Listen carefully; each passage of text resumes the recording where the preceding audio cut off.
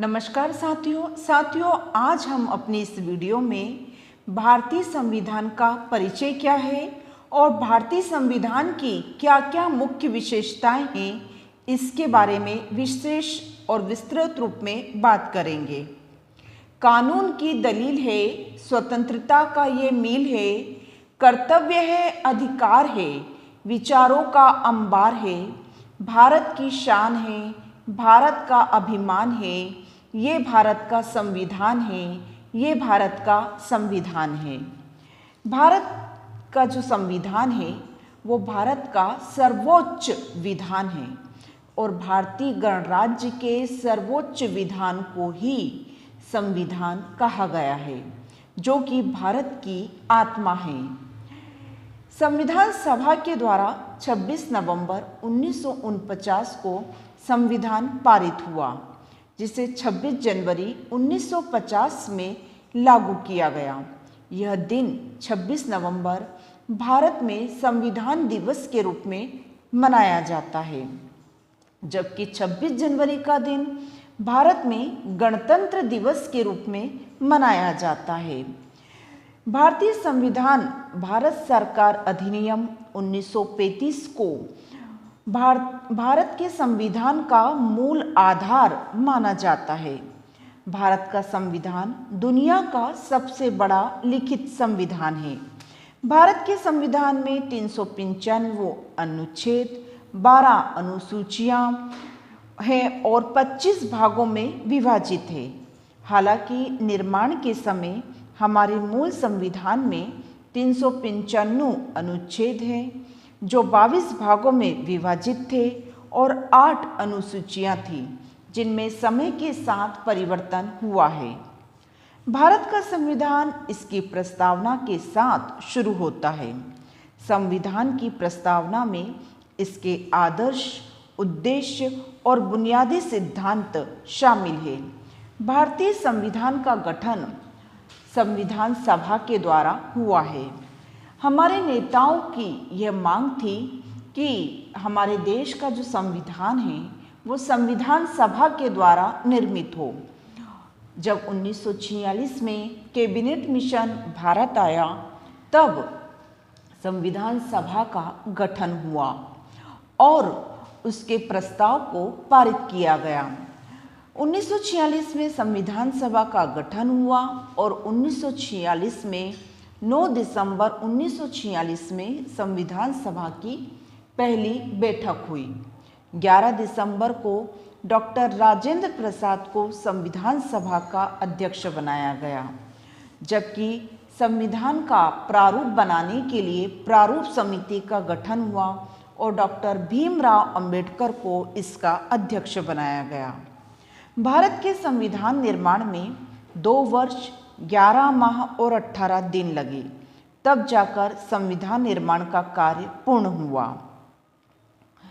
संविधान निर्माण सभा में कुल 299 सदस्य थे, जिसमें डॉक्टर राजेंद्र प्रसाद, भीमराव अंबेडकर, के.एम. मुंशी, कृष्णा स्वामी अय्यर आदि प्रमुख थे।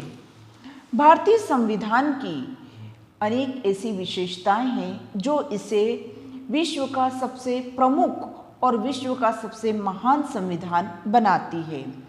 एक और जो महत्वपूर्ण बात है कि भारतीय संविधान का जो जनक है वो डॉक्टर भीमराव अंबेडकर को माना जाता है, क्योंकि उन्हीं के मार्गनिर्देशन में भारतीय संविधान तैयार हुआ। अब हम बात करते हैं भारत के संविधान की विशेषताओं के बारे में। भारत का संविधान दुनिया का सबसे लंबा और सबसे बड़ा तथा लिखित संविधान है। भारत के संविधान में 395 अनुच्छेद हैं। दुनिया का सबसे विशाल संविधान भारत का ही है। दूसरा है कठोरता और लचीलेपन का मिश्रण। भारतीय संविधान को कठोर और लचीलेपन में वर्गीकृत किया गया है। भारतीय संविधान कठोरता और लचीलेपन के मेल का एक अनूठा उदाहरण है। किसी भी संविधान को उसकी संशोधन प्रक्रिया के आधार पर कठोर या लचीला कहा जाता है। यह वह संविधान है जिसमें कुछ संशोधन बड़े आसानी से हो जाते हैं और कुछ संशोधन करने के लिए जटिल प्रक्रिया अपनाई जाती है।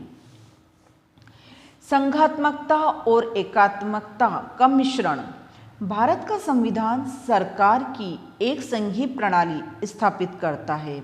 इसमें एक संघ की विशेषता है, जैसे केंद्र में अलग सरकार है, राज्य में अलग सरकार है, लिखित संविधान है और स्वतंत्र न्यायपालिका है। किंतु भारत के संविधान में अनेक एकात्मक विशेषताएं भी शामिल है, जैसे केंद्र ज़्यादा मजबूत है और भारत में इकहरी नागरिकता प्रदान की गई है आदि।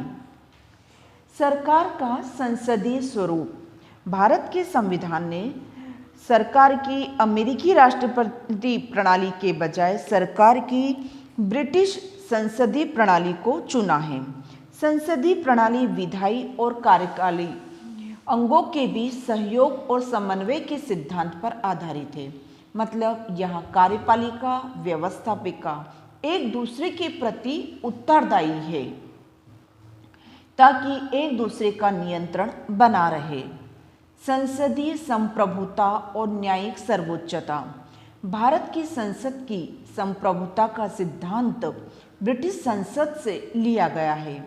भारत में न्यायिक सर्वोच्चता है, अर्थात भारत में न्यायपालिका को कार्यपालिका और विधायिका से स्वतंत्र रखा गया है और न्यायिक पालिका जो होती है वो काफ़ी सर्वोच्च स्थिति में होती है। कानून का शासन। भारत में कानून का शासन है। कोई भी व्यक्ति कानून से परे नहीं है, कानून से ऊपर नहीं है। अनुच्छेद 14 में ये कहा गया है कि कानून के समक्ष हर व्यक्ति समान है। भारतीय संविधान का भाग 3 सभी नागरिकों को 6 मौलिक अधिकारों की गारंटी देता है। हमारे यहाँ नागरिकों को 6 मौलिक अधिकार दिए गए हैं ताकि हर व्यक्ति एक बेहतर जीवन जी सके। नीति निर्देशक सिद्धांतों की भारत के संविधान में बात की गई है ताकि भारत में एक कल्याणकारी राज्य की स्थापना हो सके।